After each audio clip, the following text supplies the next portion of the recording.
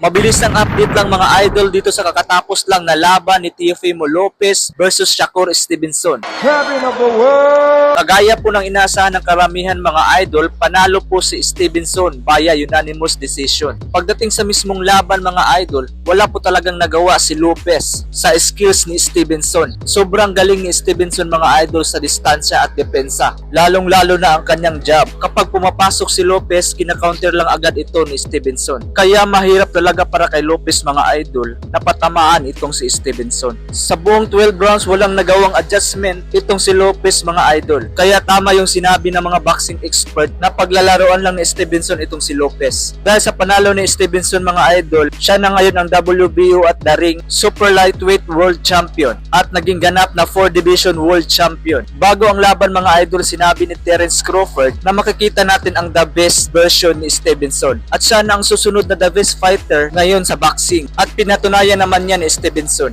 Pagkatapos ng laban, umakyat itong si Conor Ben mga idol para harap-harapang hamunin itong si Stevenson.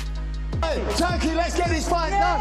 We can do it next. Yeah, you don't scare me. You think I'm scared of you? scared of you. You think I'm Pagdating naman sa co-main event mga idol, panalo din itong si Keishon Davis kontra Jaime Ortiz via 12 round TKO. Masyado ding magaling itong si Keishon Davis mga idol at talagang walang nagawa itong si Jaime Ortiz. 15 minutes na lang sana mga idol bago matapos ang buong round, pero nasingitan pa ito ni Keishon Davis ng malakas na body shot kaya bumagsak itong si Ortiz. Dahil sa lakas ng patama mga idol, kaya naman itinigil na agad ng referee ang laban. Isa din itong si Keishon Davis mga idol na sinasabi ng karamihan na susunod sa yapak ni Terence Bud Crawford.